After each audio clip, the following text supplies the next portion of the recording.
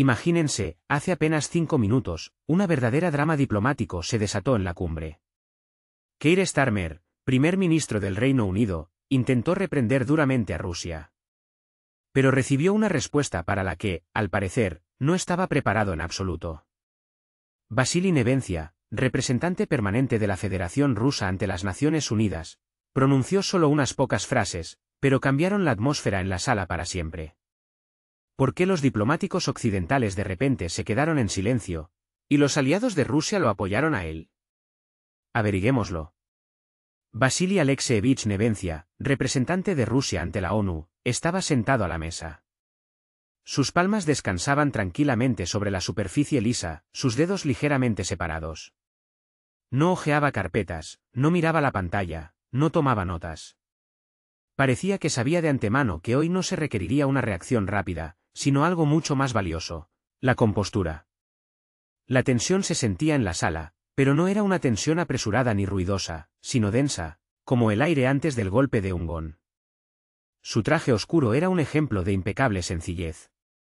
Ni un solo detalle desviaba la mirada. La corbata de un tono oscuro, anudada con precisión, sin una sola arruga. El rostro concentrado, con esa inmovilidad especial que caracteriza a las personas acostumbradas a no reaccionar primero. En la mirada de Nevencia no había desafío ni condescendencia, solo atención. Era una atención que incomodaba a quienes estaban acostumbrados a hablar sin resistencia. Al otro lado de la mesa estaba Keir Starmer, el jefe del gobierno británico. Él se veía diferente. En su postura se sentía un movimiento interno, como si todavía estuviera ensayando el discurso que ya había pronunciado. La luz caía sobre su rostro de lado, acentuando la tensión en sus pómulos y la línea afilada de sus labios.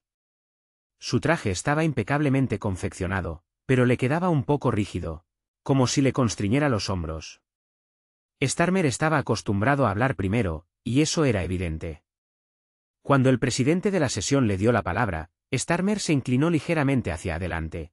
No bruscamente, no de forma ostentosa, sino con la calculada confianza de un hombre que sabe con certeza que será escuchado. Nos hemos reunido aquí, comenzó con un tono uniforme y pulido, porque el orden internacional se encuentra nuevamente bajo amenaza. Hizo una pausa, breve pero calculada. Su mirada recorrió la sala, deteniéndose en las banderas, en los rostros de los delegados, como si estuviera reuniendo confirmaciones de su propia razón antes de pronunciar lo más importante. Rusia, continuó Starmer, con sus acciones, socava los cimientos de estabilidad sobre los que se ha construido la seguridad de Europa durante décadas. Las palabras fluían suavemente, sin la menor aspereza. Eran familiares para todos los presentes. Tan familiares que casi dejaron de percibirse como algo nuevo. Starmer habló de la agresión rusa, de la violación de las normas, del miedo que, según él, se había apoderado de las sociedades europeas. Mencionó la preocupación de los aliados, la incertidumbre del futuro, la necesidad de medidas decisivas. Pero cuanto más hablaba, más claro se hacía, detrás de la entonación segura no había ninguna concreción. Ni fechas nombradas, ni eventos descritos, ni hechos que pudieran verificarse. Su discurso recordaba a una locución bien ensayada, de esas que suenan igualmente convincentes tanto en una sala de reuniones como ante las cámaras de televisión. Algunos delegados asentían por costumbre, por instinto diplomático, por inercia. Otros miraban papeles, algunos fingían escuchar con especial atención. En la sala no había resistencia, pero el consentimiento era formal, casi cortés. Nevencia escuchaba en silencio. No cambió de postura, no apartó la vista. Su rostro permanecía sereno. Pero en esa serenidad no había indiferencia. Él registraba cada formulación, cada generalización, cada palabra detrás de la cual no había nada más que la entonación. Starmer terminaba su argumento, llevándolo a lo que, según él, era una conclusión lógica. Europa tiene derecho a sentirse segura, y cuando un país socava sistemáticamente ese sentimiento, la comunidad internacional no puede permanecer al margen. Se enderezó, como si hubiera puesto un punto final. Un silencio se cernió en la sala, no tenso, sino expectante. Era el silencio después de una intervención que formalmente no dejaba preguntas, pero que en realidad generaba demasiadas. Y esto, amigos, es solo el principio. Lo que sigue será aún más interesante. Nevencia no se apresuró. No levantó la mano, no buscó la mirada del presidente. Simplemente levantó los ojos, y eso fue suficiente. La palabra pasó a él casi automáticamente. No habló de inmediato. Un segundo, otro.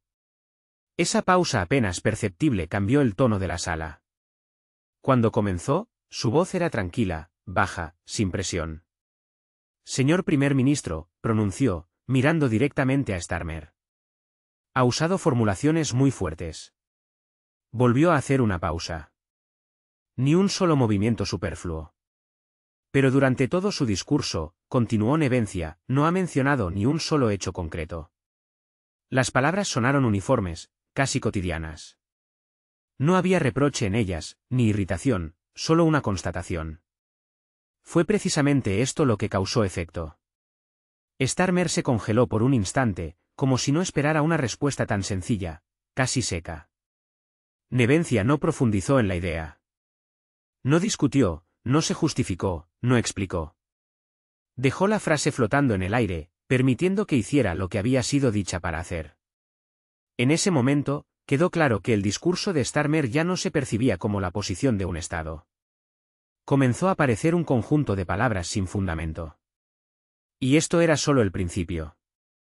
Durante un tiempo, no se escuchó ni un sonido en la sala. Incluso los traductores se callaron, como si estuvieran escuchando las palabras ya pronunciadas. Nevencia permaneció sentado, inmóvil, sin cambiar la expresión de su rostro. Él sabía, el silencio ahora trabajaba a su favor. Trabajaba mejor que cualquier explicación, mejor que cualquier intento de suavizar lo dicho. Le dio a Starmer el espacio justo necesario para que, detrás de las palabras altisonantes, se revelara nada. El primer ministro del Reino Unido se removió en su asiento. Imperceptiblemente, pero eso fue suficiente. Un gesto en la comisura de sus labios, un ligero golpeteo de sus dedos en el reposabrazos. Estos detalles revelan mucho más que las diatribas sobre la seguridad de Europa. Starmer no esperaba que su patetismo fuera desbaratado por una simple pregunta: ¿dónde están los hechos? Quiso intervenir con algo, una breve observación, un contracomentario, al menos una media sonrisa, pero no tuvo tiempo. Nevencia ya continuaba. Señor primer ministro, pronunció con el mismo tono comedido, dirigiéndose a Starmer como si éste aún estuviera en el comité de admisión de Oxford. Usted habla del miedo que ha invadido Europa, del miedo a Rusia. Se inclinó ligeramente hacia adelante. No de forma amenazante, y más bien, con un interés suave, casi cálido, como si realmente le hubiera picado la curiosidad. Perdone, pero me gustaría mucho entender quién exactamente tiene miedo y de qué. ¿Podría nombrar a las personas o al menos a los países? Varios delegados se miraron, no porque la pregunta fuera inoportuna, sino porque era demasiado precisa.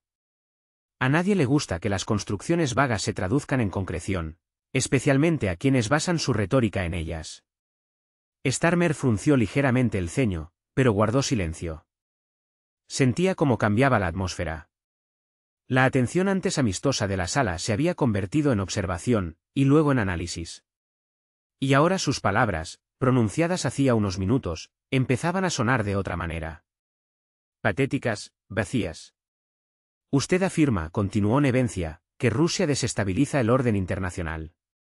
Pero aclaremos qué orden se refiere usted. Levantó la vista hacia Starmer, y en esa mirada no había desafío. Solo interés. Exactamente el mismo que muestra un profesor al hacer una pregunta incómoda a un estudiante sobre un tema del examen. El orden en el que un país puede invadir cualquier lugar del mundo bajo el pretexto de la democratización. ¿O el orden en el que la presión económica se presenta como una herramienta de diplomacia? No alzó la voz, no golpeó el puño sobre la mesa, pero con cada palabra su tono se volvía más preciso, más firme y más peligroso. Verá, señor primer ministro, en sus formulaciones se escucha el miedo, pero no es el miedo de sus votantes. Es el miedo de sus analistas. Porque cada vez que Rusia no cae bajo las sanciones, no cede ante la presión, horror. Se atreve a expresar su propia postura, usted lo llama una amenaza. Starmer desvió la mirada. No respondió, porque no tenía con qué. El silencio volvió a ser el aliado de Nevencia. Él lo aprovechó sin prisa, metódicamente, fríamente. El problema no es que usted tenga miedo. El problema es que tiene miedo de lo que no es. Se permitió una breve pausa, y luego continuó con otro tono, con una ligera sonrisa en la voz, casi irónico, casi con compasión. Si Rusia realmente quisiera amenazar a la OTAN, tendríamos muchas menos reuniones y muchas más consecuencias. Un tenso silencio se cernió en la sala cuando se recostó en su silla. Sus palabras sonaron suaves, sin presión, pero con esa fuerza interna que no necesita confirmación. Dijo, Rusia prefiere la diplomacia, a diferencia de algunos países que primero bombardean y luego explican. La última frase no sonó como una acusación, sino como una declaración de hecho. Y eso fue precisamente lo que la hizo especialmente peligrosa. No provocó ira, provocó silencio. En ese silencio, Starmer se encontró solo. Nadie apoyó al primer ministro del Reino Unido. Ni en ese momento, ni después de tal réplica. Nevencia no miró directamente a Starmer. Sabía que el efecto ya se había logrado. Ahora era importante no presionar, no apresurarse, no convertir la victoria en una farsa. Simplemente continuó el pensamiento, cambiando el ángulo de la discusión. La OTAN, como todos recordamos, fue creada a mediados del siglo XX como una alianza defensiva contra la Unión Soviética. Hizo una pausa, como si recordara a la audiencia un libro de texto escolar. La Unión Soviética, señor primer ministro, ya no existe. Hace casi 30 años que no existe, y de nuevo la mirada, no un desafío. Una constatación, pero la OTAN se mantuvo. Es más, se expandió hacia el este, hacia las fronteras de Rusia. ¿Con qué fundamentos? ¿Contra quién se construyen hoy bases y se despliegan misiles, se realizan maniobras? Volvió la cabeza ligeramente hacia un lado, como dirigiéndose ahora no solo a Starmer, sino a todos los presentes. ¿Acaso Rusia agrupó tanques en las fronteras de Londres? ¿Acaso Moscú creó una alianza en la cuenca del Caribe? Algunos delegados se encogieron ligeramente. No hay palabras para la franqueza. No estamos en contra de la cooperación, señor primer ministro. Estamos en contra de la coerción. Contra que bajo los lemas de libertad se escondan los intereses de corporaciones específicas y esquemas geopolíticos. Rusia no es un enemigo, pero tampoco somos subordinados. Puso un punto final, no lógico, sino psicológico. Él lo sabía. La próxima vez, Starmer lo pensaría 2 veces antes de comenzar una frase con Rusia debe. Nevencia se recostó en su silla y cruzó las manos sobre la mesa. Tranquilo, no hostil. Pero ahora la sala esperaba lo que él diría, no lo que diría el primer ministro del Reino Unido. Esto era solo el principio. Starmer volvió a sentarse erguido, pero la tensión se hizo notoria. Incluso a través de su entrenamiento diplomático, se aferraba a los reposabrazos, como si quisiera apoyarse en una estructura que comenzaba a desmoronarse. Su rostro parecía haber palidecido un poco, pero no por miedo, sino por una lucha interna entre la ira y la necesidad de guardar las apariencias. El primer ministro británico no podía permitirse perder el control en una cumbre donde cada palabra es seguida por cámaras, delegados, traductores y los omnipresentes periodistas, a quienes les importan más las emociones que los argumentos. Se tomó una breve pausa, más bien para recomponerse. Eligiendo cuidadosamente sus palabras, comenzó a hablar de nuevo. Esta vez, su voz sonaba más dura. Ya no buscaba la persuasión. En ella se sentía irritación, ironía, incluso desafío. Si Rusia, dijo, realmente cree que el mundo que la rodea es hostil, entonces, quizás, el problema no sea el mundo.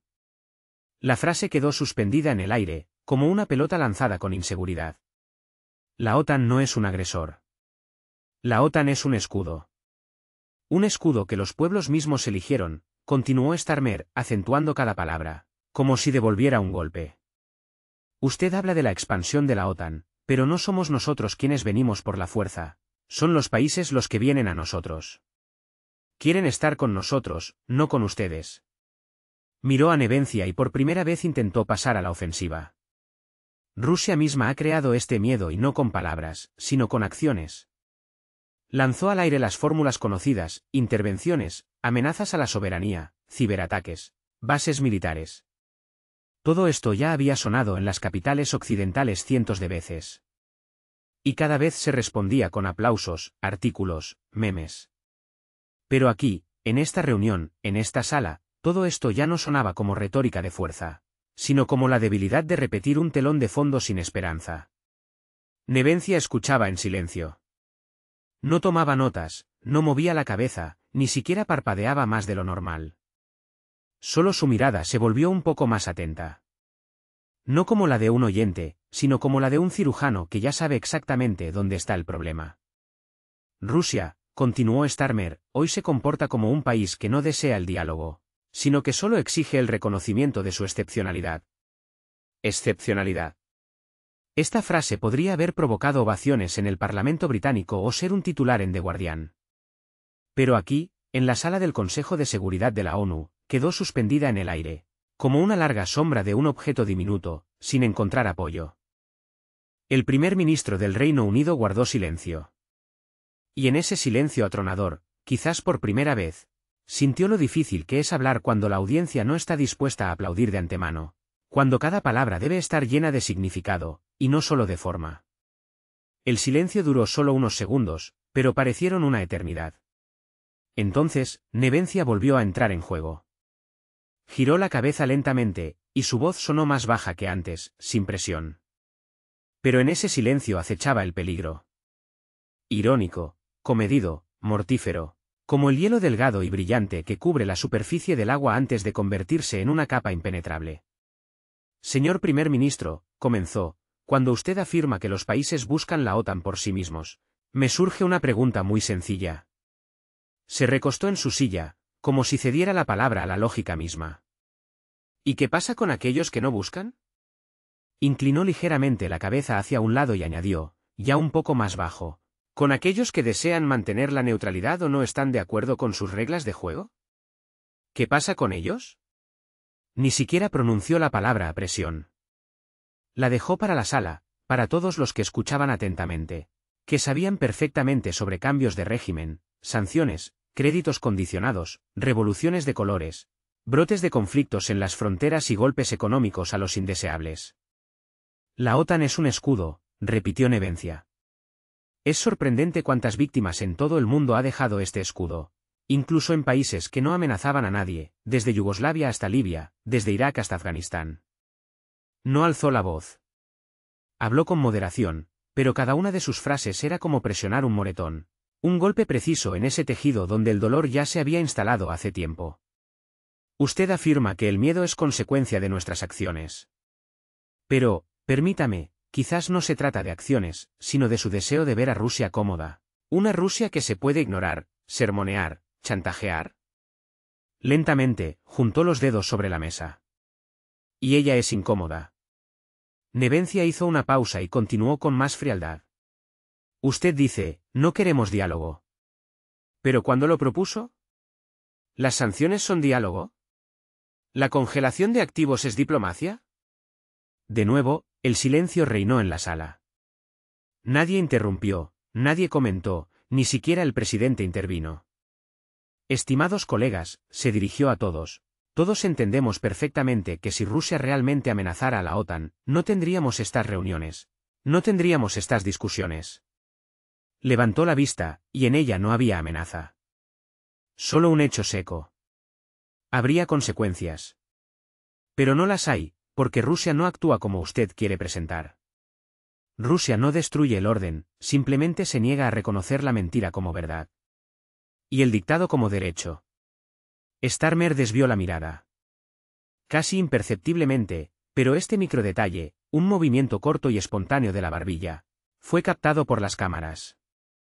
En el momento en que te callas y el otro continúa, ya estás perdiendo. Nevencia no lo remató, no se apresuró. Sabía que la sala ya estaba de su lado. Y eso significaba que era hora de seguir adelante, de elevar la discusión un escalón más. A aquel donde ya no se hablaría solo de geopolítica, sino de la esencia misma. ¿Para qué y por qué se creó el bloque de la OTAN, y a quién sirve realmente ahora? Apartó el vaso de agua que tenía delante, dio un pequeño sorbo y volvió a mirar a los ojos del primer ministro del Reino Unido. Usted teme a Rusia porque no se somete. Pero quizás la verdadera amenaza no sea Rusia, sino la idea misma de que alguien en el mundo pueda vivir según sus propias reglas y, al mismo tiempo, sobrevivir. Pausa. No añadió una palabra más. Por un instante, pareció que la sesión se había suspendido en el espacio. Todos estaban sentados erguidos, pero en el aire se sentía un movimiento, como antes de una fuerte tormenta. Algo cambiaba, se acumulaba, se condensaba. Los delegados, que antes miraban a Nevencia como a un participante más de la sesión, ahora lo miraban con respeto, con cautela y con un interés no disimulado. No alzó la voz, no golpeó la mesa, no recurrió a declaraciones grandilocuentes, pero en sus palabras había algo que les faltaba a las de Starmer. Peso. Starmer, como sintiendo esto, hizo otro intento de tomar la iniciativa. Esta vez no recurrió a una retórica grandilocuente.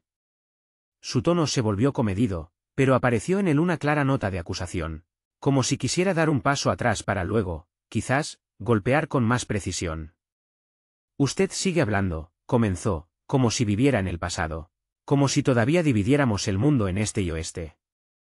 Pero ya no son los tiempos de la Guerra Fría, es el siglo XXI. Hizo una pausa. El discurso sonó ambiguo, pero la intención era perfectamente clara.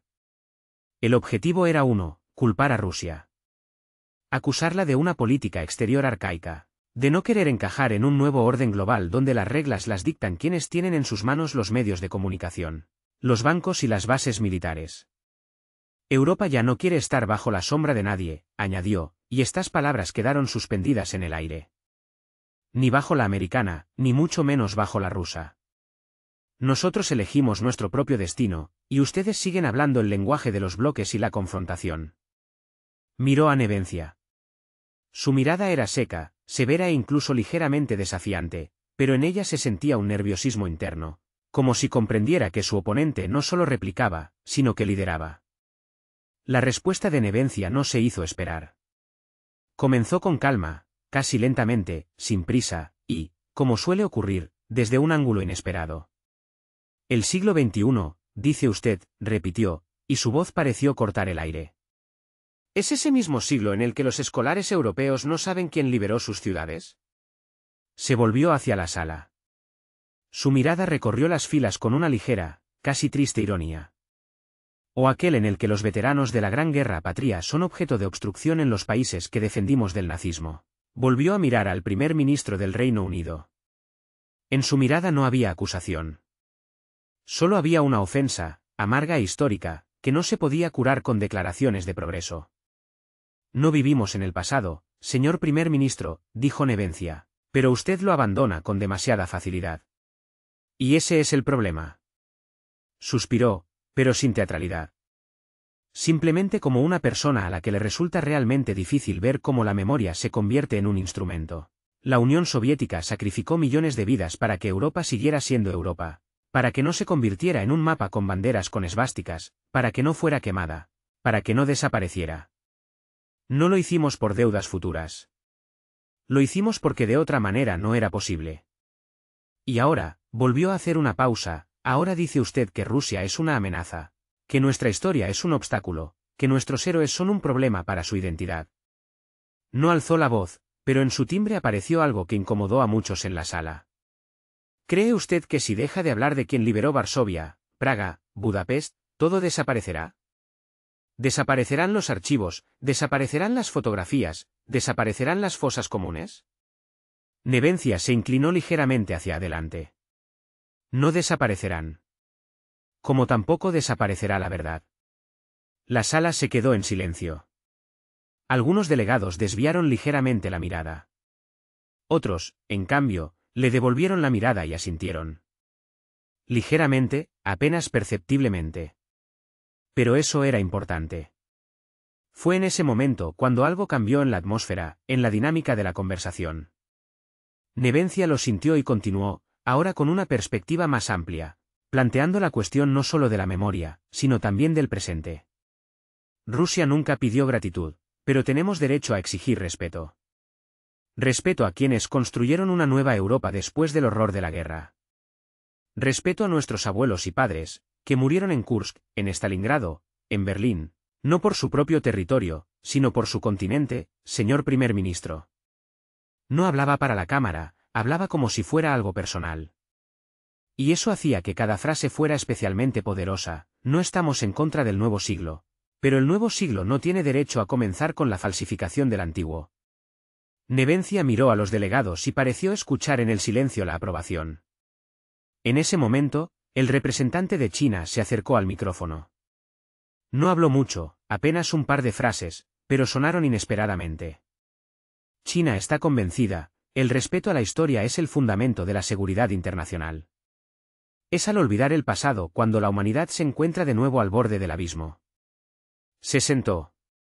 Pero esas palabras fueron suficientes para dejar claro que Rusia no estaba sola. Después de él, habló el representante de la India. Su inglés era pulcro, diplomático, pero el mensaje era extremadamente claro. No se puede usar la historia como arma y no se puede exigir a una nación que renuncie a su memoria a cambio de aprobación. No eran discursos de apoyo a Rusia. Era un recordatorio de que, más allá del discurso atlántico, existe un mundo, grande, complejo, pero capaz de discernir dónde está la verdad y dónde la conveniencia de olvidar. Nevencia escuchaba, no sonreía, no asentía. Pero sus ojos brillaban. Sentía que la ola estaba con él, que incluso aquellos que antes guardaban silencio, ahora empezaban a hablar y no en contra, sino con él. Starmer intentó de nuevo recuperar la atención. Levantó la cabeza y pronunció, pero no negamos el pasado. Simplemente no queremos quedarnos atrapados en él. El futuro exige nuevas soluciones. Pero esto ya no sonaba como una posición, sino como una justificación. Nevencia, como un director de orquesta, lo escuchó, y solo después, con imperturbable calma, pronunció una frase que sonó como una sentencia: las nuevas soluciones, señor primer ministro, no pueden construirse sobre viejas distorsiones, porque entonces ya no es futuro, sino solo la repetición de errores bajo una nueva bandera. Se recostó en su silla, echó un vistazo al presidente y añadió, ya muy bajo, casi un susurro, y los errores, como saben, tienen la costumbre de volver. Cuando el representante de la India terminó su réplica sobria pero llena de principios, un nuevo y más denso silencio se cernió en la sala. Era el tipo de silencio en el que cada delegado ya no solo escuchaba, sino que se posicionaba internamente, sopesando las palabras, enfatizando los puntos. El aire de la sala, a pesar del aire acondicionado, se volvió perceptiblemente más pesado. Esto no se debía a la temperatura, sino a la insoportable trascendencia de lo que se había dicho. La cuestión ya no era quién acusaba a quién. Ahora se discutía quién tenía derecho a dictar las reglas del juego en el escenario internacional. Keir Starmer aún mantenía la compostura externa, pero en su rostro comenzaron a aparecer pequeños detalles que delataban la tensión, los labios ligeramente apretados, un ritmo respiratorio irregular, miradas fugaces hacia sus notas. Comprendía que el marcador no le era favorable y decidió cambiar de tema de forma brusca, segura, como un comandante que necesita desviar la atención de sus soldados de una filtración en la trinchera. Se acercó al micrófono y comenzó a hablar, con un énfasis claro en cada palabra. Señor Nevencia, usted habla mucho de historia, pero estamos aquí para hablar del presente, de los métodos que emplea la Rusia moderna. Las sanciones que imponen el Reino Unido y sus aliados no son una agresión, no son bombardeos, no son bloques militares. Son una reacción legal a acciones que contradicen las normas internacionales. Hizo una pausa, claramente esperando que la palabra legal diera peso a lo dicho. No invadimos, no destruimos. Aplicamos mecanismos económicos para demostrar que la violación de las fronteras de la soberanía debe tener consecuencias. Habló con ímpetu, como desde la tribuna del Parlamento británico. Pero todos los presentes en la sala entendían, esto no era un parlamento. Era un foro donde el patetismo sin fundamento pierde rápidamente su fuerza. Las sanciones son el lenguaje de la responsabilidad, continuó Starmer. Es una forma civilizada de decir, basta. Nevencia levantó ligeramente las cejas, y en su rostro, por primera vez en toda la sesión, apareció algo parecido a una sonrisa. Era la sonrisa de un hombre que había escuchado ese argumento cientos de veces y estaba mejor preparado para el que quien lo pronunciaba. Se inclinó hacia el micrófono, y su voz sonó tranquila, como siempre, pero con una ligera entonación de cortesía profesional que siempre precede a un análisis preciso e implacable. Las sanciones, señor primer ministro, comenzó lentamente, no tienen nada que ver con la diplomacia. No son el lenguaje de la responsabilidad, son el lenguaje de la impotencia. Lo dijo simplemente, sin presión. Pero el efecto fue instantáneo. Algunos delegados se volvieron involuntariamente hacia él. Algunos cruzaron los brazos, otros se inclinaron hacia adelante, anticipando la continuación. Las sanciones son un reconocimiento de que ya no se puede convencer, de que no hay argumentos. Solo queda un botón que se puede pulsar para causar dolor, pero no para resolver el problema, sino para ocultar la propia impotencia ante su solución. Hizo una pausa, y luego continuó: permítame hacerle una pregunta, señor primer ministro. Usted afirma que las sanciones son una herramienta eficaz. Entonces, ¿por qué las hemos estado discutiendo durante 10 años seguidos? ¿Por qué la cuestión no se ha retirado de la agenda? ¿Por qué, en lugar de mecanismos que funcionen, obtenemos nuevas espirales de tensión? No alzó la voz, no se comportó de forma desafiante, pero cada palabra caía como una gota sobre metal incandescente. Sin ruido, pero implacablemente, porque las sanciones, en esencia, no resuelven. Se vengan, y lo hacen no dentro del marco del derecho, como usted afirma, sino dentro del marco del beneficio político. Se recostó en su silla y miró a un lado, como dirigiéndose a todos los presentes. ¿Contra quién se aplicaron las sanciones?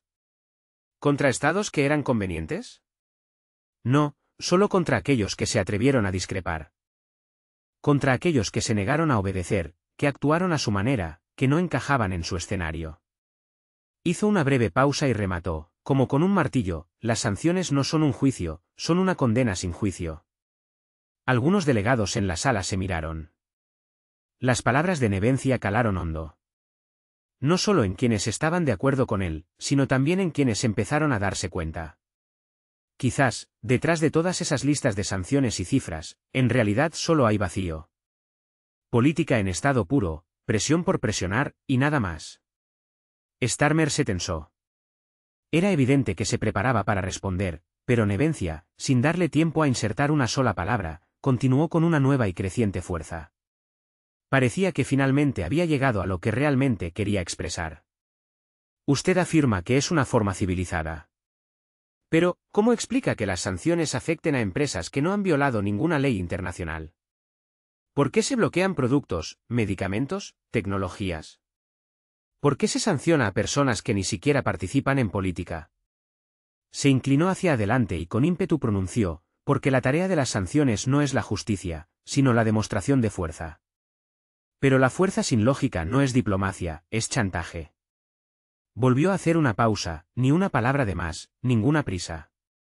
Y ahora dígame, señor primer ministro, ¿las sanciones que usted impone han cambiado a alguien?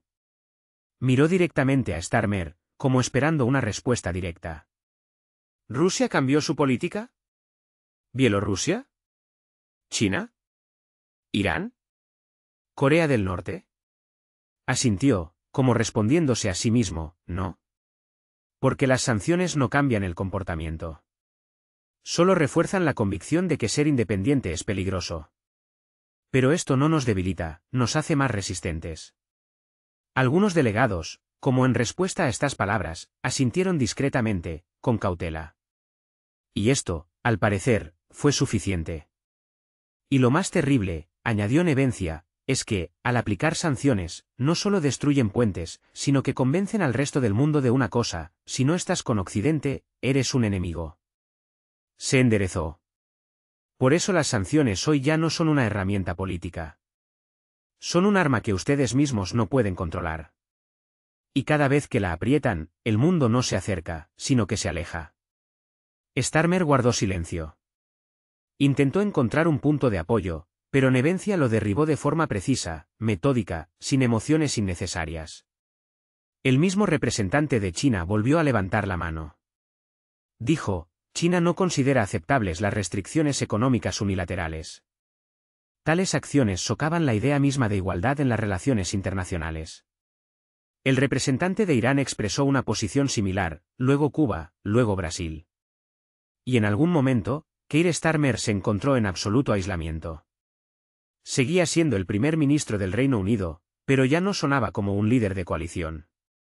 Sonaba como un político leyendo un párrafo memorizado en el contexto de una nueva arquitectura geopolítica para la que, al parecer, no estaba preparado. Nevencia dejó la pluma en la carpeta en silencio, y por primera vez desde el inicio de la reunión, sonrió ligeramente. No por regocijo, sino por comprensión, la batalla de las palabras había terminado, y nadie había declarado la victoria. Sucedió por sí misma. Lógica, consecuentemente, en silencio, después de que uno tras otro los representantes de países no pertenecientes a la órbita occidental comenzaron a expresar un apoyo cauteloso, pero aún así claro, a la posición de Rusia. En la sala reinó un silencio especial, no tenso ni opresivo. Era claro, como después de una tormenta, como si alguien en silencio, pero inevitablemente, hubiera movido una pieza de ajedrez a un campo clave. Y todos lo notaron. Keir Starmer ya no tomaba notas. Estaba sentado con la espalda recta, pero en su rostro se leía una tensión tan inapropiada en la diplomacia oficial. No ira, ni rabia, sino frustración. Comprendía que estaba pasando a un segundo plano. Sus entonaciones, antes seguras, ahora sonaban como ecos de algo de ayer. Hizo un último intento de mantenerse. La historia, pronunció, no da inmunidad a la responsabilidad. Ningún país puede invocar su papel en el pasado para justificar los errores del presente. Lo dijo como si estuviera probando si el viejo truco de acusar de manipular la historia funcionaría. Pero esas palabras no fueron recibidas ni con un asentimiento silencioso ni con atención. Sonaron planas, como si llegaran demasiado tarde. Nevencia levantó la vista lentamente, como si dudara si responder de inmediato o dejar que las palabras de su adversario se suspendieran, resonaran y desaparecieran. Eligió lo segundo y solo unos segundos después, habló con suavidad, pero con la misma viscosidad de acero que ya se había vuelto característica de esta sesión. Usted dice que la historia no da inmunidad. De acuerdo. Pero da contexto.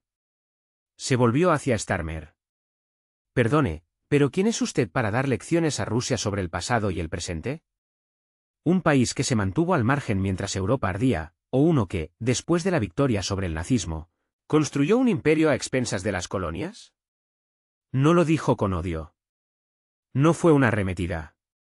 Fue una incisión quirúrgica. La Unión Soviética no solo luchó. Liberó del nazismo, de los campos de concentración, del hambre. Y lo hizo a un costo que nuestra generación ni siquiera puede imaginar. Millones de vidas. No es una figura retórica, no es una metáfora, son millones. Sobre los escombros de una Europa destruida, no sacamos oro, suministramos grano. Restauramos la energía, construimos universidades. Sí, a nuestra manera, sí, a la manera soviética, pero no a cambio de petróleo, no a cambio de bases. Sino porque de otra manera no sabíamos y no queríamos hacerlo. Se levantó por primera vez en toda la sesión. No había demostración en ello. Solo una necesidad interna de decir lo más importante de pie. Hoy, usted prefiere no recordar esto. Porque si se recuerda, habrá que admitirlo. Rusia siempre ha tendido una mano de ayuda, y ahora esa mano es mordida. Miró a la sala. Usted habla de sanciones. ¿Pero cuántos años vivió Europa con nuestros recursos energéticos, señor primer ministro? Se volvió hacia Starmer. ¿Cuántos años el Reino Unido, Francia, Alemania recibieron gas, petróleo, metales, madera? Todo estable, todo sin interrupciones. Incluso cuando sus colegas nos llamaban una amenaza, una dictadura, los restos de un imperio, Rusia suministraba. Rusia no chantajeaba, no cortaba, no negociaba. Abrió las manos. Y en ese gesto estaba todo, cansancio, ironía y fuerza. Y ahora, cuando ustedes voluntariamente han renunciado a ello, su economía se desploma. Y la culpa, por supuesto, no es de su miopía, ni de sus errores de cálculo, ni de su arrogancia. La culpa es de Rusia. No gritaba, no acusaba. Pero en esas palabras había tanta verdad que sonaban como una sentencia. Ustedes construyeron una Europa que se sostenía con nuestros recursos. Pero ahora, al renunciar a ellos, no han ofrecido una alternativa. ¿Y de quién es la culpa? ¿De Rusia o de su propia arrogancia? Pausa. Sus fábricas cierran. Sus facturas de calefacción aumentan. Sus empresas se van a Asia. Pero en la agenda vuelve a estar Rusia, porque en su mundo conveniente es más fácil culpar que entender. Volvió a sentarse. Un silencio ensordecedor reinaba en la sala. Algunos delegados bajaron la cabeza. Otros, por el contrario, por primera vez, empezaron a tomar notas en serio. Las cámaras se deslizaban lentamente por los rostros. En ellos no había excitación, no había gritos, había conciencia. Fue en ese preciso instante cuando se levantó el representante de Bielorrusia. Su voz sonó baja, pero clara. No dividimos la historia. Recordamos que nuestra libertad es el resultado de una victoria común. Y olvidarlo significa renunciar a nosotros mismos. Después de él, habló el representante de Egipto, luego el de Sudáfrica. No se lanzaron a los brazos de Rusia. Pero en cada intervención resonaba el mismo mensaje. El mundo había cambiado, y nadie creía ya en el monopolio de la verdad que emanaba de una isla o una península. Nevencia escuchaba. No se apresuró a levantarse. Sabía que la sala trabajaba para él. Incluso en silencio, incluso sin palabras, sino con las pausas entre las palabras. Se volvió en silencio hacia Starmer y pronunció: «Señor primer ministro, usted quería hablar del presente». Pues el presente es que su mundo ya no es absoluto. Se ha convertido en uno más. Como debe ser. Starmer bajó la mirada. No interrumpió, comprendió que ya no tenía nada más que decir.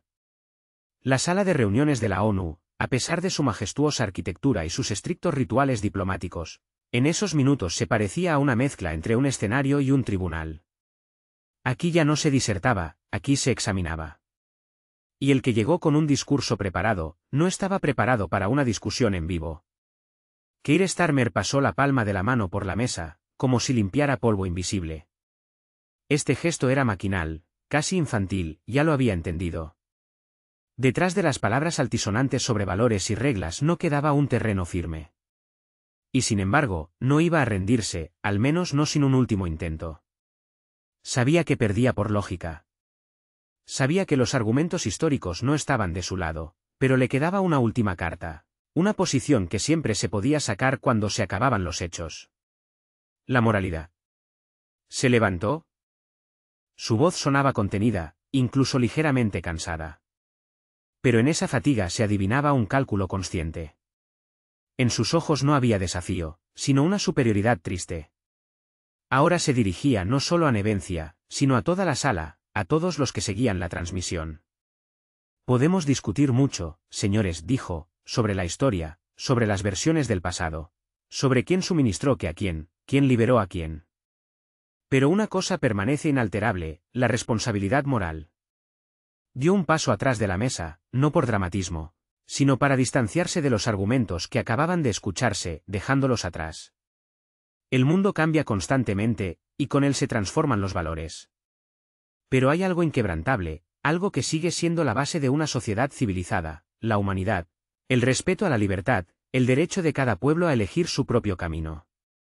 Esto no es solo una ideología, es el fundamento por el que nos reunimos aquí, en estas paredes. Así comenzó su discurso el primer ministro, abarcando la sala con la mano. Continuó con firme convicción: si un país, por grande que sea su historia, hoy viola el derecho de otro pueblo, no puede escudarse ni en los méritos del pasado ni en acuerdos económicos. Las palabras fueron cuidadosamente elegidas hasta el más mínimo detalle. El primer ministro pasó al modo de retórica parlamentaria, donde lo principal no es la precisión de las formulaciones, sino la entonación correcta. Incluso bajó la voz cuando habló de la responsabilidad humanitaria. Nosotros, el mundo occidental, no somos perfectos. Reconocemos nuestros errores, pero no tenemos miedo de cambiar. No tenemos miedo de arrepentirnos. Y usted, señor Nevencia, se aferra al pasado, solo para no mirar de frente al presente. Miró al representante ruso con fría determinación. El Reino Unido no teme su fuerza. Teme su inmoralidad. Si cree que en esta sala ganará el que diga la última palabra, se equivoca. Ganará el que tenga una posición moral detrás de sus palabras. La última frase sonó solemne. Volvió a su asiento con el aspecto de un hombre que ha jugado su carta principal. La carta de la moralidad había sido puesta sobre la mesa. Todo lo demás ahora es cuestión de percepción. Algunos delegados asintieron, pero no en señal de acuerdo, sino más bien como un reconocimiento. Ese movimiento era de esperar. Así es como siempre terminan aquellos a quienes se les han agotado los argumentos. De nuevo, el silencio reinó en la sala. Las cámaras se movían lentamente, como en una ceremonia de despedida. Nevencia no se apresuró a responder. Ni siquiera miró directamente al primer ministro. Miró al techo, como buscando una grieta apenas perceptible, el único defecto en la arquitectura perfecta de este teatro de apariencias. Y solo entonces, sin sonrisa, sin ira, dirigió su mirada a la sala. Señor primer ministro, comenzó con calma, incluso con calidez. Usted habla de moralidad como si le perteneciera. Hizo una pausa, dejando que la frase se impregnara en las paredes de la sala. Usted habla de humanidad, pero en los últimos 20 años, ¿cuántos países ha bombardeado, señor primer ministro? Algunos en la sala se levantaron ligeramente. Nevencia no alzó la voz, pero sus palabras golpearon más certeras que una bala. ¿Cuántas personas perdieron sus hogares debido a sus decisiones morales? ¿Cuántos hospitales bombardeó usted accidentalmente? ¿Cuántos regímenes cambió? ¿Cuántos gobiernos destruyó? ¿Llamando a esto misiones de bien? No acusaba, preguntaba. Y eso era precisamente lo que hacía su discurso irrefutable. Y ahora habla usted de moralidad, como un juez. Como si solo usted tuviera derecho a decir lo que está bien y lo que está mal. Y nosotros debemos escuchar, callar, aceptar, porque si no estamos de acuerdo, somos inmorales. Miró directamente al primer ministro y añadió, pero la moralidad no es lo que está escrito en sus comunicados de prensa. La moralidad es cuando no abandona a sus aliados, cuando no destruye por beneficio, cuando recuerda que detrás de los discursos bonitos hay vidas reales. Se inclinó ligeramente hacia el micrófono. Usted dice, tememos su superioridad moral. No, señor primer ministro, simplemente no la reconocemos, porque vemos que detrás de ella hay vacío. Se permitió la primera pausa real de toda la noche. La pausa es un arma. Permite que las palabras resuenen hasta el final. Sus estándares cambian según la bandera, la geografía, los precios del petróleo, las elecciones. Se volvió hacia la sala. Y nuestra inmoralidad consiste en que no queremos cambiar a su antojo. En que tenemos nuestros propios principios, en que no traicionamos a nuestros aliados, en que no destruimos la memoria. ¿Y sabe qué?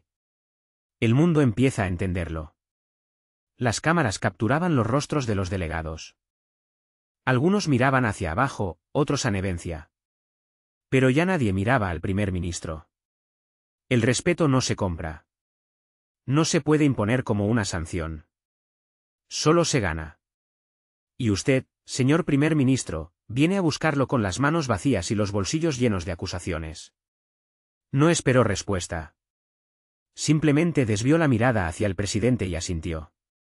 Pero no terminó, porque comprendía que solo se puede rematar cuando el otro ha creído que todo ha terminado. La piscina está detrás. Se dirigió de nuevo a Starmer. Y por último, usted declaró que no ganará el que diga la última palabra, sino el que tenga la posición moral de su lado. Hizo una inspiración corta y entrecortada. Entonces explíqueme por qué su tan moral occidente guarda silencio cuando caen bombas sobre niños. Pero no en Londres, sino en Saná, en Kabul, en Haití. Siguió una pausa. ¿Por qué sus valores solo funcionan si hay petróleo? Otra pausa. ¿Por qué los derechos humanos terminan donde empieza el dólar? Starmer no pronunció ni una palabra. Estaba sentado, como un hombre no derrotado, sino despojado hasta los huesos. Nevencia volvió a ocupar su asiento. No se ajustó la corbata, no tomó el vaso de agua, no hizo ni un solo gesto propio de un vencedor. No celebró, porque no hubo victoria en el sentido clásico, no hubo un estruendo de aplausos, júbilo, ni siquiera triunfo. Solo hubo verdad. Fría, pura, sin adornos. Esa que no necesita fanfarrias, porque no es un acontecimiento, sino un estado. Starmer permaneció inmóvil. Sus dedos se entrelazaron. Su mirada se desvió hacia un lado, como si buscara en la sala a alguien que le guiñara un ojo, lo apoyara, le diera una señal de que todo estaba bajo control. Pero la sala era neutral, peligrosamente neutral. Se había convertido en un campo donde la retórica ya no podía ganar. Todos los presentes en esa sala sentían que la agenda se había desplazado, y que el Reino Unido, por muy aliado de Estados Unidos que fuera, en ese momento se había quedado solo, sin voz, sin resonancia, sin encanto. Y sin embargo, como político, como profesional, Starmer intentó volver a los marcos formales. No fue una respuesta, fue una forma de salvar las apariencias. No nos hemos reunido aquí, pronunció lentamente, para comerciar con la historia o para sustituir la moral por el cinismo político. Nos hemos reunido aquí para encontrar puntos de encuentro. Pronunció esta frase con la misma expresión con la que un funcionario cierra una pregunta incómoda con una conclusión oficial. Como si nada hubiera pasado, como si las palabras lanzadas a la sala no hubieran resonado en ella. Nevencia no lo interrumpió. Simplemente observaba, como un cirujano mira a un paciente que pide no coser la herida, sino vendarla. Quizás se cure. Starmer continuó, respeto su posición, señor Nevencia, pero la comunidad internacional tiene derecho a esperar de Rusia responsabilidad. Responsabilidad por las acciones de hoy. Lo dijo mecánicamente. El último argumento, la última fórmula, el último intento de hacer creer que todavía lo escuchaban. Y entonces Nevencia se levantó. A diferencia del primer ministro británico, no se movió de su asiento. No actuó con patetismo.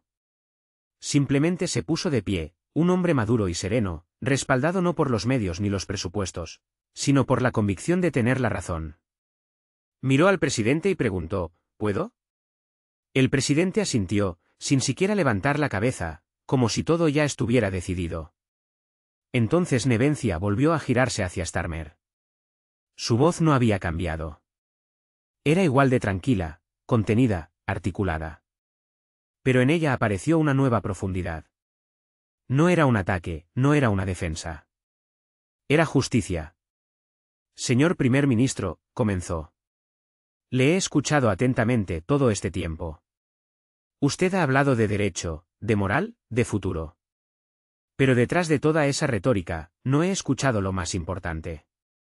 ¿Por qué, según usted, Rusia debería disculparse? La pregunta quedó suspendida en el aire, como un muro, como un desafío, pero no a quien iba dirigida, sino a la lógica misma de la diplomacia occidental. ¿Por negarse a rendirse en los años 90? Por no aceptar ser un apéndice de materias primas, por no permitir que la OTAN llegara a Smolensk. Hizo una pausa. O, quizás, por recordar todavía que la independencia no es un privilegio, sino un derecho. Starmer no respondió, ni siquiera miró. Y Nevencia continuó, ustedes hablan todo el tiempo de responsabilidad, y yo quiero preguntarles, ¿dónde estaba su responsabilidad cuando destruyeron Yugoslavia? Libia, Irak. ¿Dónde estaba su moralidad cuando apoyaron a los radicales, llamándolos luchadores por la libertad? No cambió el ritmo de su discurso. Habló como un juez. No porque se lo hubieran nombrado, sino porque la propia sala le había dado ese papel. Rusia no es perfecta. Tiene sus errores, sus dificultades. Pero si ustedes creen que debemos callar cuando nos enseñan aquellos que no han pasado el examen, se equivocan profundamente. Miró a la sala. No necesitamos mentores. No necesitamos evaluaciones. No somos alumnos en una escuela ajena. Desvió la mirada hacia Starmer. Señor primer ministro, puede seguir pronunciando discursos dirigidos a la audiencia interna. El silencio se cernió en el aire. La sala se quedó inmóvil. Nevencia le dio a esa frase, como a un ser vivo, un segundo para que se instalara en la conciencia de todos los presentes, y luego, con una calma absolutamente fría, añadió, pero el Consejo de Seguridad de la ONU es un lugar de responsabilidad, no de teatro político. Esta frase se convirtió en el punto final, que no requería respuesta. La respuesta ya estaba en el silencio, en las miradas tensas, en cómo alguien apartaba lentamente su cuaderno, y cómo alguien enderezaba los hombros, como si terminara una conversación importante, pero agotadora. Starmer permaneció sentado. No discutió, no objetó, solo apretó los labios con nerviosismo, como si quisiera decir algo, pero comprendió, todo lo que dijera ahora sería solo un pálido eco. Nevencia se sentó y no pronunció una palabra más. Y el presidente, casi solemnemente, con la cabeza ligeramente gacha, dijo: el debate sobre el orden del día ha concluido. Aquellos que hacía un par de horas estaban preparados para otra disputa política, ahora permanecían en silencio. No porque no quisieran hablar, sino porque ya todo estaba dicho. Y dicho de tal manera que cualquier palabra posterior habría sonado como una torpe justificación. Las cámaras se apagaron, los delegados empezaron a levantarse, pero se acercaban a Nevencia en voz baja, no en público, intercambiando solo miradas, gestos, palabras cortas. Y Starmer estaba de pie al borde de la sala, como un invitado que se queda después de una obra en la que esperaba interpretar el papel principal, pero se convirtió en un personaje secundario. Después de que el presidente anunciara oficialmente el cierre del debate, y parte de los delegados comenzaran a recoger lentamente los documentos, parecía que la sesión había entrado suavemente en la fase de un suspiro diplomático. En esa misma fase en la que todos empiezan a comportarse un poco más libremente, se permiten intercambiar algunas palabras informales, desabrochar un botón de la manga, finalmente beber agua que había permanecido intacta todo este tiempo. Pero fue precisamente en ese momento, cuando la tensión parecía haberse disipado, que Nevencia levantó la cabeza en silencio y volvió a hablar. Su voz era lo suficientemente suave como para no parecer intrusiva, y lo suficientemente clara como para recuperar la atención sin necesidad de un micrófono. Disculpen, colegas, se dirigió a la sala, ya no como un participante en el debate, sino como alguien a quien le quedaba algo importante que decir antes de irse, pero no puedo dejar de decir una cosa más. No está dentro del protocolo. Está dentro de la conciencia. Puso las palmas de las manos sobre la mesa, inclinándose ligeramente hacia adelante. Y en ese momento la cámara captó sus ojos. No duros, no belicosos, sino humanos. Y, por extraño que parezca, un poco cansados. Pero era ese cansancio que no nace de las derrotas, sino de tener que recordar lo obvio durante demasiado tiempo. En las últimas 2 horas hemos hablado de paz, de seguridad, del futuro de Europa, pero ni una sola vez, se ha pronunciado una palabra simple, pero fundamental: memoria. Se enderezó. Y sin embargo, es precisamente ella el recurso más escaso hoy en día. No falta gas, señor primer ministro, ni carbón, ni cadenas logísticas. Falta memoria. Lentamente, desvió su mirada de una fila de delegaciones a otra. Escucho a los representantes de los países europeos y cada vez me doy cuenta de que, en algún nivel entre generaciones, han empezado a olvidar. A olvidar no lo que queremos imponerles, a olvidar aquello por lo que vivieron. Sus abuelos, sus abuelas, personas a quienes estaban obligados a recordar. Puso la palma de la mano sobre la carpeta que tenía delante, como si apretara algo invisible, frágil, pero muy importante. Ustedes hablan de Rusia como algo lejano, como un desafío, una amenaza, un imperio. Y sin embargo, si no fuera por esa misma Rusia, si no fuera por el ejército que venía del este, la mayoría de sus países hoy no tendrían parlamentos, ni constitución, ni banderas. Habló sin resentimiento, sin patetismo. Pero en su voz apareció una entonación que no necesita micrófono. La entonación de un testigo que ha vivido lo que otros solo han aprendido de los libros de texto. El soldado soviético no llegó a Europa como un ocupante. Llegó a través del barro, del fuego, de la sangre, para sacar a los niños de los sótanos, para levantar ciudades de las cenizas, para detener lo que ustedes luego llamarían mal, pero tendrían miedo de nombrar. Algunos delegados bajaron la mirada. Starmer no se movió. Permaneció con el rostro impasible, pero en su sien se le hinchó una vena. La réplica que quería lanzar murió en su garganta. Y ese silencio fue más elocuente que cualquier palabra. Su voz sonó pesada, más que cualquier palabra. No les pido que me den las gracias. No pedimos coronas, no pedimos placas de bronce. Solo pedimos una cosa. No distorsionen. Elevó ligeramente la voz, solo medio tono, pero fue suficiente para atraer la atención. No sustituyan la memoria por el protocolo, no reemplacen la historia por la narrativa. Ustedes hablan de una nueva Europa, de nuevos valores. Pero esta nueva Europa surgió solo porque la vieja fue liberada. Recorrió la sala con la mirada, y ahora sus palabras se dirigían a todos. Praga fue liberada por las tropas soviéticas, Budapest, por las soviéticas, Varsovia, por las soviéticas, Berlín, también por las soviéticas. Y ninguno de ustedes, señores, tiene el derecho moral de hablar del pasado si no mencionan estos hechos. No esperaba apoyo, pero este llegó por sí solo. El representante de Serbia asintió. El representante de Israel le lanzó una breve mirada y se llevó la mano al pecho de forma apenas perceptible. Así se hace cuando se escucha algo realmente importante, algo que resuena con una profunda verdad. Nevencia continuó, su voz se hizo un poco más baja, pero no menos penetrante. Sabemos lo que es el fascismo. Lo sabemos no por los libros, sino por nuestra propia memoria. Recordamos cómo morían aldeas enteras, cómo envenenaban pozos, cómo quemaban niños. Y esta memoria no es solo una nota en la frente. Es nuestro código. Dio un sorbo de agua, recuperó la calma y continuó, no nos ponemos por encima, pero tampoco permitiremos que nos pongan por debajo. En esas palabras resonaba una determinación inquebrantable. Porque hoy ustedes juegan a la desmemoria, y mañana nos enseñarán moral. Volvió a mirar a Starmer, su mirada era directa y penetrante. Señor primer ministro, usted habla de reglas. Pero permítame preguntar, ¿con qué reglas regresaron sus predecesores a Europa, cuando ya era libre?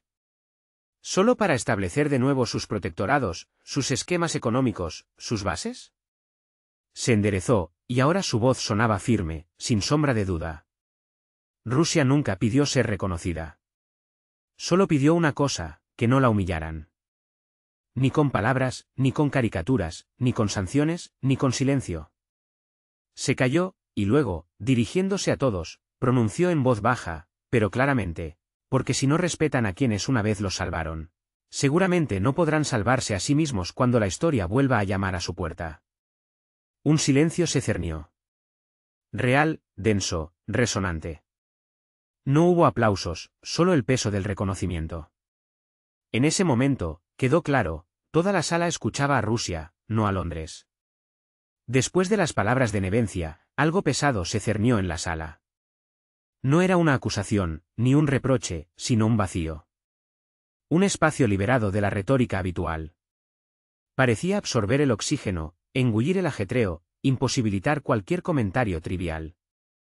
Los delegados no se levantaron, no murmuraron entre sí, no fingieron que necesitaban anotar algo con urgencia.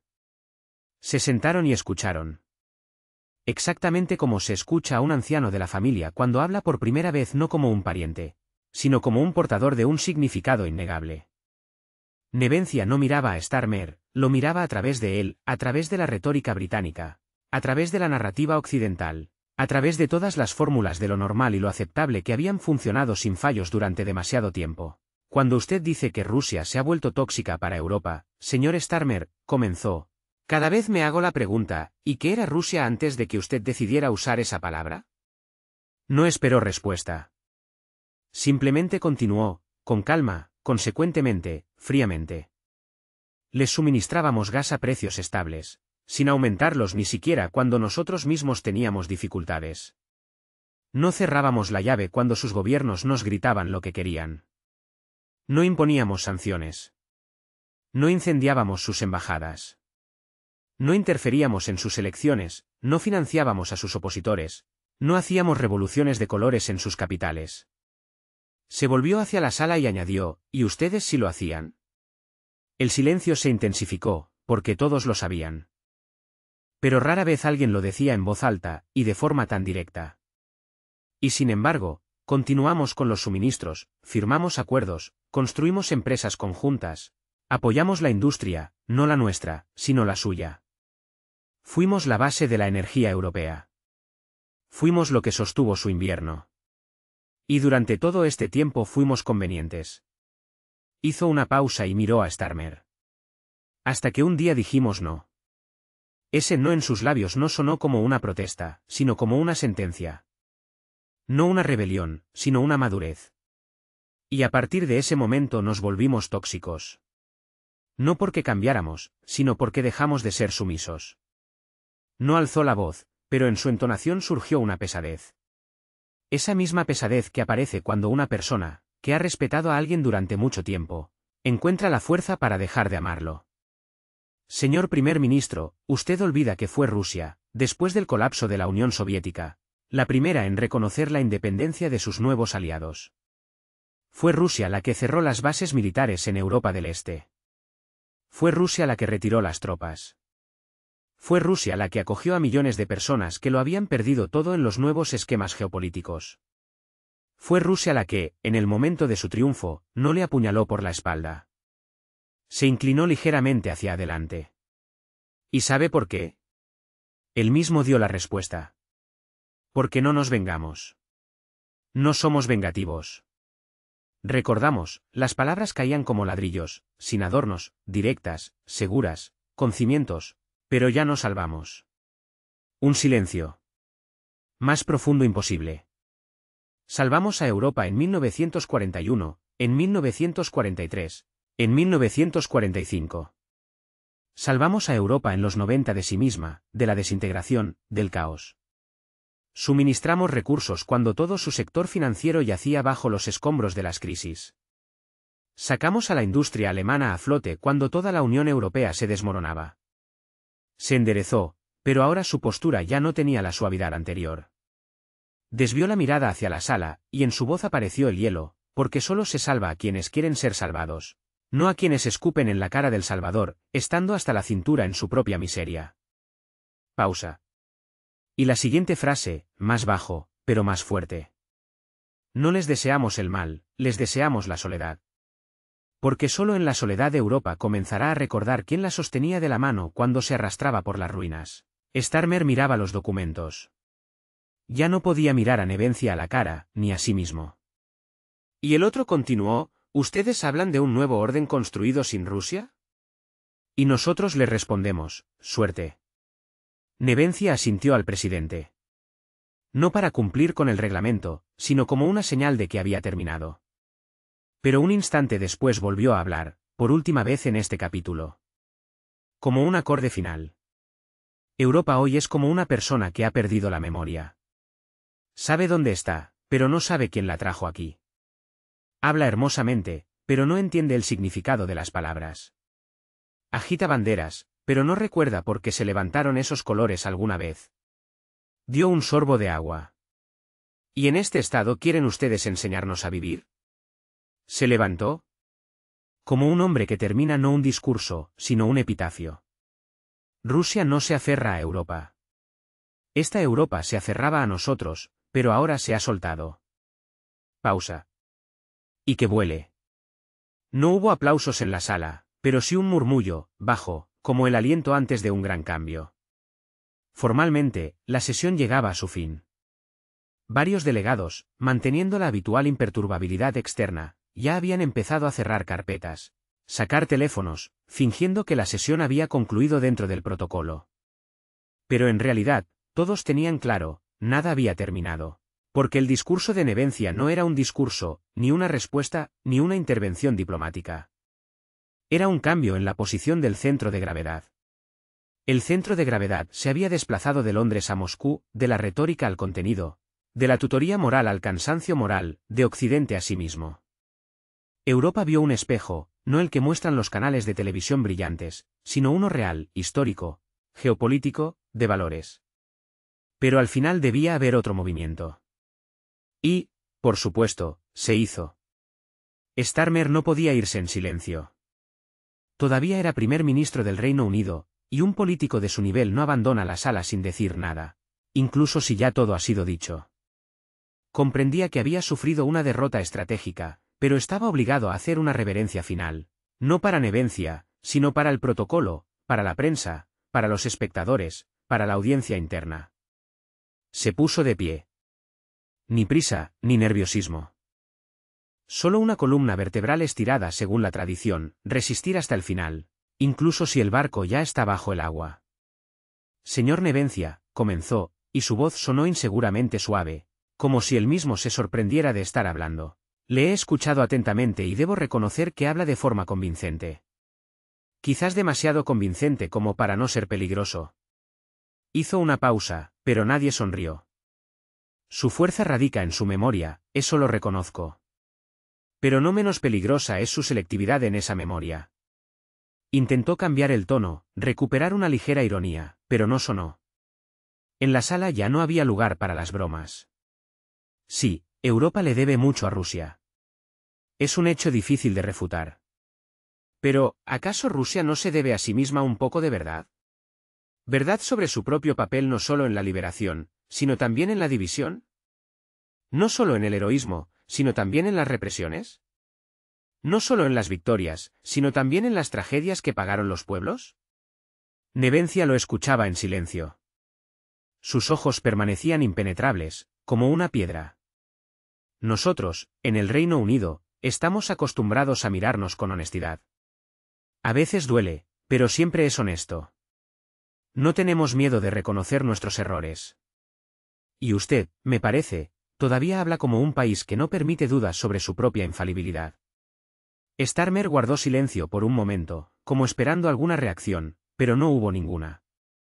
Por eso, continuó, entre nosotros no hay política, sino una visión del mundo fundamentalmente diferente.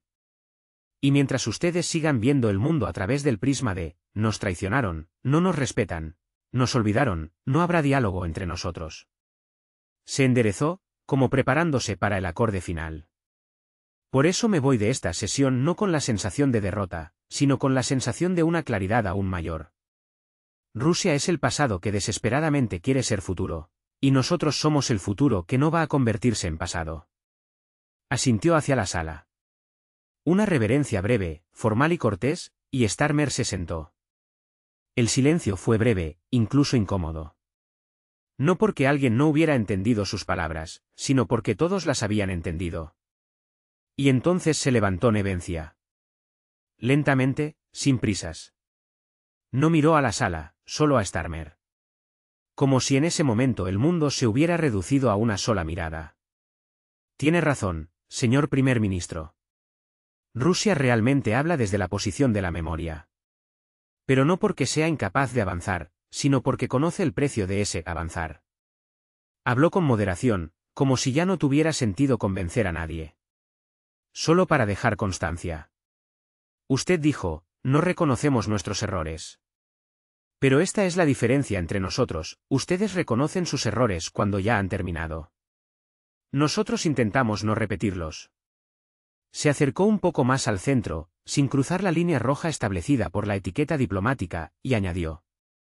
Ustedes viven en el futuro, sin saber lo que se sacrificó por el presente. Y nosotros vivimos con lo que perdimos para que ustedes tuvieran un presente. Se volvió hacia la sala. Olvidaron quién dio sus ciudades, pueblos, familias por su libertad.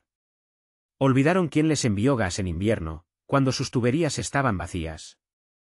Olvidaron quién dijo, vamos a negociar, cuando ustedes dijeron, nosotros dictamos. Miró a Starmer. Rusia no exige reconocimiento. Rusia exige que no se mienta. Y, finalmente, el punto final. Dicho no con ira, ni con resentimiento, ni con triunfo. Dicho en silencio.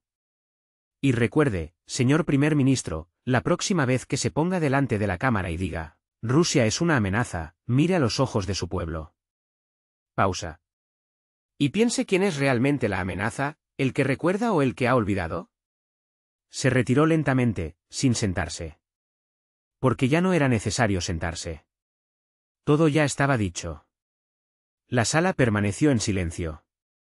Esa misma sala donde tantas veces habían estallado pasiones, volado réplicas, sonado aplausos, interrumpido discursos, izado banderas, roto micrófonos. Ahora parecía haberse encogido de repente. No físicamente, sino moralmente. Como si el propio espacio sintiera, algo ha sucedido aquí que no se puede simplemente registrar en el protocolo. Algo que tiene peso, pero no medida.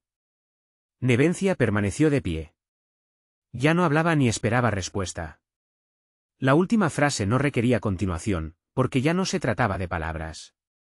Se trataba de la frontera entre el pasado y el presente, entre la memoria y el olvido, entre la etiqueta externa y la esencia interna. El primer ministro del Reino Unido no se levantó. Permaneció sentado bajo la intensa luz de los focos. A su lado, una asistente con una tableta cerrada. Detrás, un diplomático británico jugueteaba nerviosamente con un bolígrafo. Delante de él yacía una hoja de papel en blanco. En blanco no por casualidad. Había llegado con preparativos, pero no pudo usarlos. Todo había tomado otro rumbo. El presidente de la sesión miró su reloj. Lentamente y con moderación. No pronunció una palabra, solo después de una larga pausa hizo una señal. Corta, apenas perceptible. La sesión está cerrada. Los delegados empezaron a levantarse. Lentamente, en silencio, en cierto sentido, incluso con torpeza. No era el final de la reunión. Era un testimonio. Y cada uno de los que salía ahora de la sala llevaba el peso no solo de lo escuchado, sino también de lo comprendido. Y así, Nevencia se quedó solo. Parecía que dejaba pasar a todos, como si no fuera un representante de un país, sino un hombre que había puesto el punto final a un libro que otros habían escrito durante demasiado tiempo. En ese momento, y solo en ese, el representante de la India se le acercó. Sin palabras, sin gestos, solo inclinó ligeramente la cabeza. Era respeto, pero no al diplomático, sino al hombre que se atrevió a decir en voz alta lo que otros temían incluso pensar. Le siguió el delegado de Brasil. Luego, Potnali, el enviado de Sudáfrica, y, finalmente, el anciano representante de Egipto. Ninguno de ellos dijo una palabra, simplemente miraron, estrecharon la mano, asintieron. No era una coalición, era una gratitud silenciosa, sin palabras.